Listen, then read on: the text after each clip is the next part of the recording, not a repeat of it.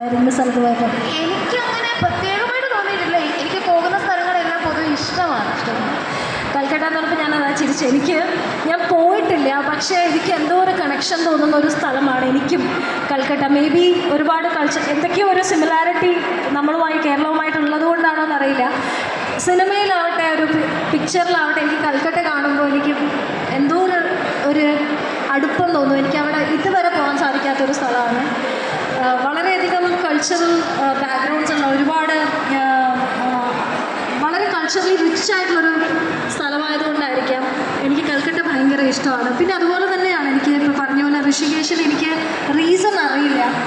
എനിക്ക് അവിടെ പോകുമ്പോഴൊന്നും എനിക്ക് അവിടെ തന്നെ ഇരിക്കാൻ തോന്നും, തിരിച്ചു വരാൻ തോന്നാത്ത പോലത്തെ ഒരു അനുഭൂതിയാണ് അവിടെ പോയി കഴിയുമ്പോൾ. പിന്നെ ഒരു സ്ഥലം വാഗമണ്ണിൽ ഞാൻ കൂടെ ഭാഗമായിട്ടുള്ളൊരു കമ്മ്യൂണുണ്ട്, ഋതംഭര എന്ന് പറഞ്ഞിട്ട്. ഇമോഷണലിയും ഒരുപാട് കണക്റ്റഡ് ആയിട്ടുള്ളൊരു സ്പേസാണ് എനിക്ക് ഋതംഭര. അത് പുസ്തകത്തിൽ എഴുതിയിട്ടുണ്ട്. ഒരുപാട് പേർക്ക് ആ ചാപ്റ്റർ, ഋതംഭര ചാപ്റ്റർ ഭയങ്കര ഇഷ്ടമാവുകയും ചെയ്തു. വളരെയധികം ഇമോഷണലി കണക്റ്റഡ് ആയിട്ടുള്ളൊരു സ്ഥലമാണ് ഋതംഭര.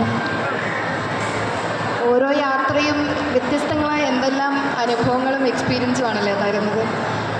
ഓഡിയൻസിൻ്റെ ഭാഗത്തു നിന്ന് ഇനിയും ചോദ്യങ്ങളുണ്ടോ? ഉണ്ടെങ്കിൽ ചോദിക്കാം.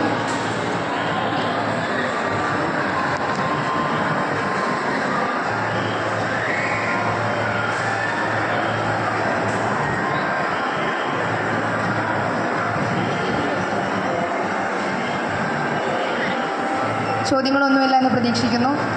ഒരു ചോദ്യത്തോടുകൂടി നമുക്ക് നമ്മുടെ ഈ സെഷൻ വൈൻഡപ്പ് ചെയ്യാം.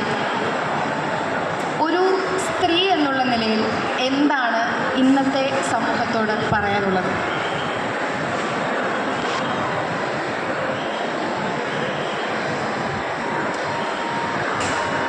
ഒരു സ്ത്രീ എന്ന നിലയിൽ, ഒരു വ്യക്തി എന്ന നിലയിൽ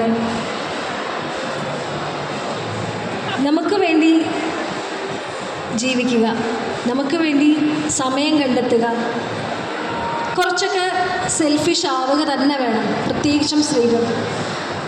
എനിക്ക് തൊട്ടു മുമ്പുള്ള ജനറേഷൻ, എൻ്റെ അമ്മയുടെ ജനറേഷൻ വരെ കുടുംബത്തിന് വേണ്ടി, ഭർത്താവിന് വേണ്ടി, മക്കൾക്ക് വേണ്ടി ജീവിച്ച് മരിച്ച സ്ത്രീകളെയാണ് നമ്മൾ കണ്ടിട്ടുള്ളത്. പക്ഷേ അവനവന് വേണ്ടി ജീവിക്കാൻ തുടങ്ങുന്ന ഒരു സമൂഹത്തെ ഇപ്പം ഞാൻ കാണുന്നുണ്ട്. പക്ഷെ അതിൽ പല രീതിയിലുള്ള മാനങ്ങളുണ്ട്. പല രീതിയിൽ ആളുകൾ നമ്മളെ വിളിക്കും. അഹങ്കാരിയെന്നോ, തന്നിഷ്ടക്കാരിയെന്നോ, സ്വാർത്ഥയെന്നോ ഒക്കെ ചിലപ്പോൾ പേര് കേട്ടേക്കാം. അതൊന്നും സാരമില്ല. നമുക്ക് വേണ്ടി സമയം കണ്ടെത്തുക, നമുക്ക് വേണ്ടി ജീവിക്കുക, നമ്മുടെ സ്വപ്നങ്ങൾക്ക് പ്രാധാന്യം കൊടുത്തു തന്നെ ജീവിക്കുക, നോ പറയാൻ പഠിക്കുക, നോ പറയേണ്ടടുത്ത് നോ പറയുക തന്നെ ചെയ്യുക. ഞാൻ നേരത്തെ പറഞ്ഞ പോലെ സ്വപ്നം കാണുക, സ്വപ്നങ്ങൾക്ക് പുറകെ സഞ്ചരിക്കുക, സന്തോഷമായിരിക്കുക. തൻ്റേതായ അനുഭവങ്ങളിൽ കൂടി ആ ചോദ്യത്തിന് മറുപടി പറയുമ്പോൾ ഒരു പ്രത്യേക ഭംഗിയുണ്ട്.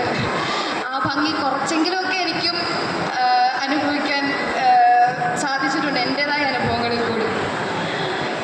ഇത്രയും നേരം ഗായത്രി അരുണിലെ എഴുത്തുകാരിയെ, യാത്രാ ആസ്വാദകയെ കേട്ടിരുന്ന നിങ്ങൾക്ക് ഓരോരുത്തർക്കും, ഞങ്ങളെ കേട്ടിരുന്ന ഓരോരുത്തർക്കുമുള്ള പ്രത്യേകമായ നന്ദി അറിയിക്കുന്നു. ലുലു മാളിനോടുള്ള നന്ദി അറിയിക്കുന്നു. നന്ദി, നമസ്കാരം.